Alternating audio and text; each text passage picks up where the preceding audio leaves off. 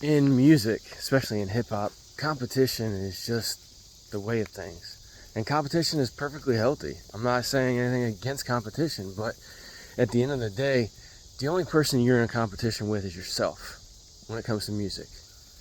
Because people are going to like you as an artist, for the music that you make, for who you are, for what you stand for, but they're also going to like other people. Like, it's not a binary world where people only listen to one artist. And a lot of artists think that that's the reality of things. Like, oh, well, if somebody else is getting fans, then I can't get fans. No, that's a poverty mentality. That's a scarcity mentality. And that's just a mentality that will just get you nowhere fast. Worrying about what other artists are doing in general is a bad idea. If you're looking at focusing on what they're doing and saying, hey, look, let's look at what these guys are doing in a way of marketing, right? Let's look, oh wait, they tried this marketing tactic and they failed on their ass. Now, did they fail because they didn't know what they were doing, or they failed because that was a bad marketing tactic? If you want to look at other people, what they're doing in that regards, absolutely. Learn from other people's successes and their mistakes. But when it comes to, oh, so-and-so, they just dropped a video with, like Gossip Girl shit, worrying about what other people are talking about in a song, or other people are talking about in a video, or dumbass fucking drama beef for no reason. It's a waste of time. It's a waste of energy. And as an artist, you could be spending your time and your energy on so much more productive things, like making music, promoting your music, engaging with your fans. See, that's something a lot of people forget as well too, is to engage with their fans. See, not everybody, but a lot of artists, they think, oh, well, fans should worship me, right? That's essentially what they act like. They don't say it, but that's how they act. They think that fans should watch their every move and should love everything that they're doing like they're a deity, like they're a god. And some of them even get on that shit and call themselves a rap god or a rock god or whatever, but that's not the reality of things. Yeah, the word fan is short for fanatic, right? 100%. But it doesn't mean that people are going to be genuinely fanatical about you. Yeah, you're going to get on a certain level where people are crazy fanatical about you, like they were with the Beatles or Michael Jackson or Beyonce, Drake maybe. The whole Drake and Kendrick beef shit. People are getting crazy fanatical over that just because it's drama. It's us versus them, team sport shit. And that's a good thing to leverage to motivate your fans and to get them to take an action.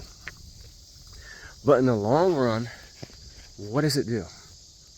It sets the expectation that you're going to beef with somebody else.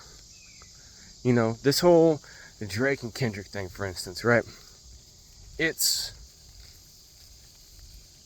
dwindling down. Kendrick dropped Not Like Us, and it pretty much stopped everything. Some people are going to say, oh, that's because Kendrick won, Drake ain't shit. Some people are going to say, oh, it's because Drake took the high road, whatever the situation is, right? But in reality, I think most people are just getting tired of it. It didn't have the effectiveness anymore as it did in the beginning.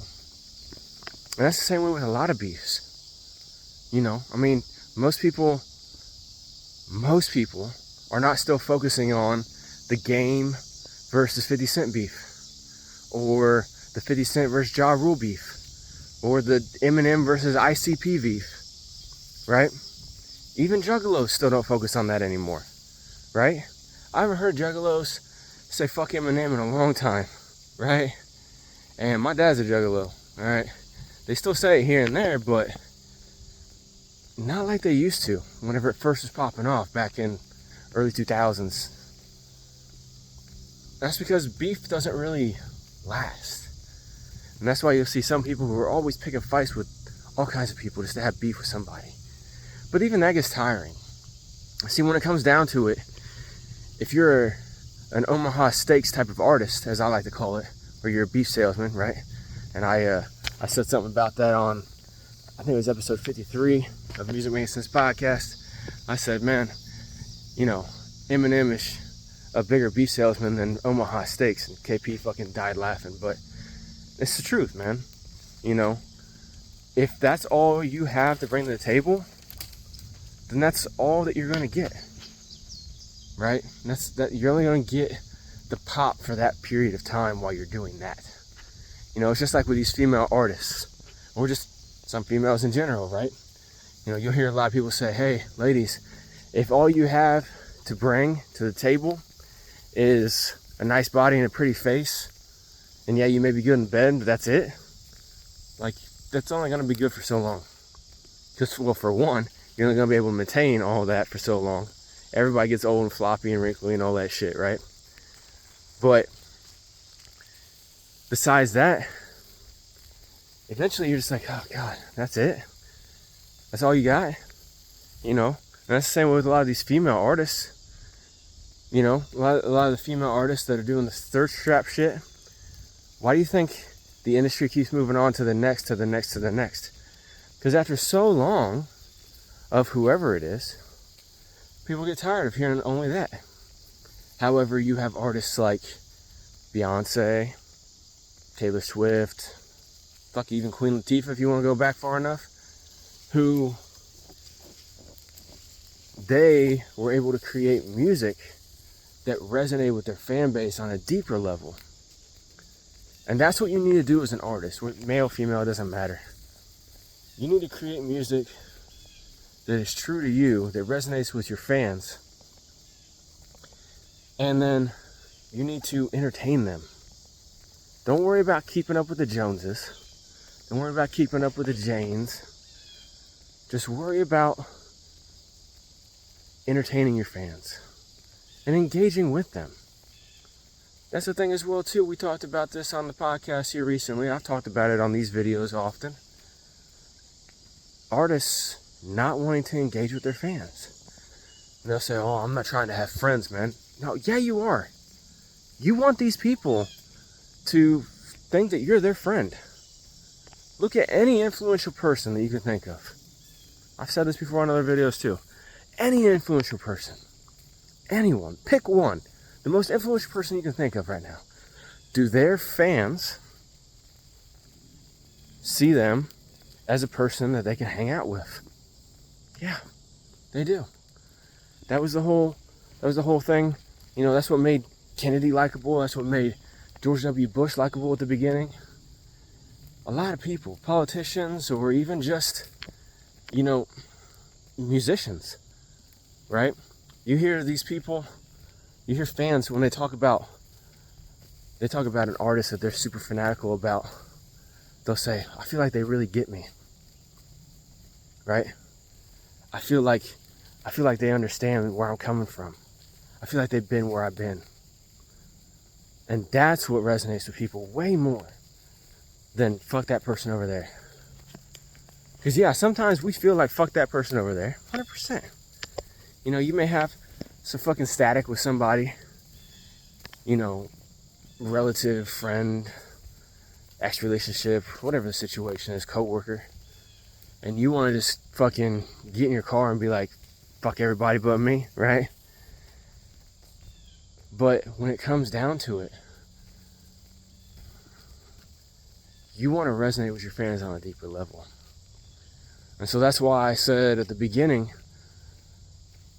don't try competing with other artists for fans. Don't try keeping up with the Joneses and stuff like that. What you need to do is you need to create that music, that entertaining content, and that engagement with your fans that just motivates them to continue supporting you more. And the best way to do that is communication. Communication and content. Okay? If you get out there and you put out videos once a week like this, where you're talking about whatever, that's going to be a way that you're going to get people seeing another side of you, or maybe seeing that deeper portion of you. It's like, yeah, you talk about that in your music, but now you're talking about it just raw, real, person to person talking, you know?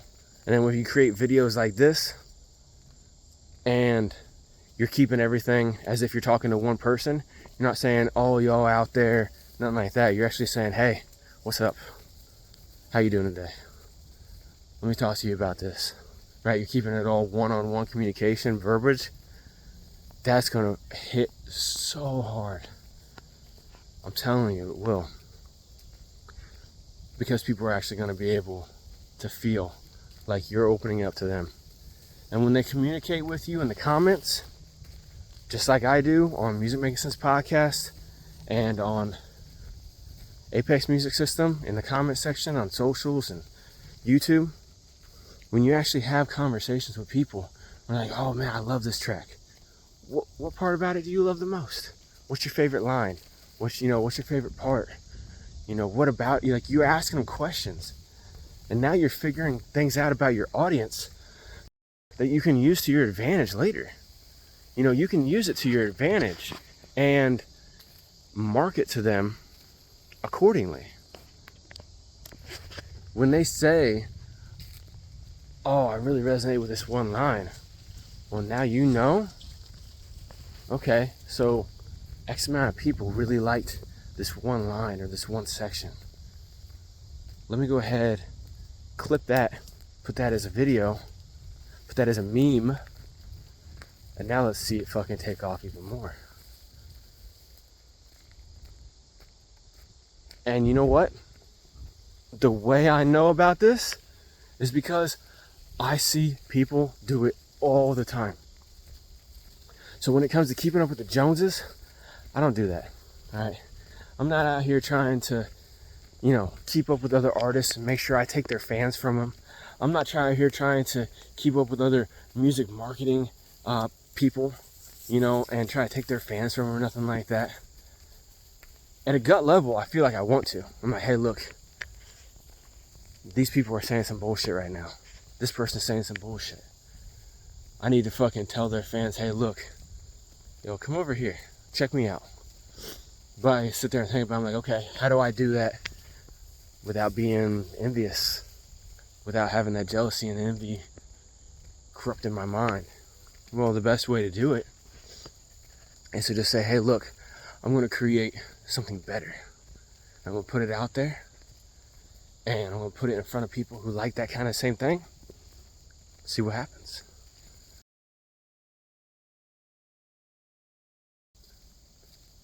Create more content, create more engaging content, and make sure your language with your fans is actually engaging. It actually is provoking for them to do something. And I'm not talking about saying buy now, stream now. No, that's not. You're literally telling them what to do, but that means more than likely they won't do it. Okay? They won't do it. They know what to do. All right? These fans, they know what to do. They know where to go to stream. They know that if they want to support you, they send you money or they share your music. They know that. Like, for real, who doesn't know how to do any of that? Who doesn't know how to go to a streaming platform and listen to music? Who doesn't know how to hit the share button and share something to their timeline on social media? Who doesn't know how to go and make a transaction on a website? See what I'm saying? Why are you telling people that? That's fucking stupid. When what you need to be doing is building up that affinity for you, letting people into you a little bit more. Like, every one of y'all watching this, listening to this, what do y'all know about me? Oh, Harkos is out in the woods. Every time he comes and talks to me on these videos one-on-one, he's out in the woods with his dogs, enjoying nature, doing his morning meditation, shit like that, right? That's what you know about me. And so, as a fan of me, people who enjoy doing the same thing or may try doing the same thing and actually end up enjoying it, they may start creating the same content. And, oh yeah, look at me. I'm out here at the creek, blah, blah, blah. Shout out Harcoast, man. I bet you wish you were at this one. You know what I'm saying? Something like that. People start doing that. And you ain't got to be about woods and creeks like me. But if somebody is, or they try it, which I recommend everybody try it, then people can copy that. If you're all about cars and clothes and shoes or whatever it is that you're about, if you let people know about that and you showcase that to them, then they're going to resonate with you on a deeper level. They're going to start creating content that speaks exactly to that as well. And that's how you grow. And again, it's not about keeping up with other artists, trying to compete with other artists, nothing like that either. You take what these other artists are doing that are more successful than you see what they're doing, the tactic, the style, and then you do it in your own way. All right? Do it in your absolutely your own way. Make it 100% you. If you're that weirdo who's like into comics, like I knew an artist, he's like, yo man, I'm a ghetto ass dude, but I love comics. Okay, rock with that. Because I guarantee you're not the only one, bro. You know? I guarantee you're not the only ghetto ass dude in the hood who loves comics. You need to put that stuff out there and it'll resonate. I mean, that eclectic type of mix, like KP, right? KP, co-host of Music Making Sense podcast. He's a black dude raised in Detroit. His brother is like a hip hop producer and stuff like that. He's big into hip hop. KP loves really dark metal. Really, really dark metal. Tattoos, piercings, all that kind of shit, right? He loves that whole thing. Guess what? There's a ton of other people out there who will identify exactly with that. They may not be a black dude in the metal, but they may be like, hey, look, I love metal, and I'm not the traditional looking metal fan, right? They can resonate with that. When they see me, a regular white dude for the most part, who loves hip hop and shit. Yeah, he speaks a little urban. I had somebody tell me I speak with an urban vernacular. That's a polite way of them describing how I speak. But I'm out here speaking professional. Don't look stereotypically like Malibu's Most Wanted dude, or like Eminem did whenever he came out, right? I'm out here just in a standard hoodie out in the woods. I can still spit some hip hop shit. You know, that kind of thing resonates with a lot of people who may be the same as me. They may love fishing and kayaking and going out in the woods, but they hate country music. Like me. I do not like country music. I'm not all about fucking boots and spurs and big belt buckles and fucking hats and shit. No. But you find me out in the goddamn woods. You find me out fishing. You find me out kayaking or something. You know? Breaking stereotypes is one way. If you truly are that. Breaking stereotypes and showcasing you're breaking those stereotypes. That is one way to get affinity with your fans as well too. So again, like I said, there's plenty of examples out there that you can focus on where you are seeing what other artists are doing and becoming successful with, and you take the general aspect of it and you use it in your own way. And that's the only way you should be keeping up with the Joneses and trying to compete with other artists. Because that's the only way that'll actually work. See y'all in the next one.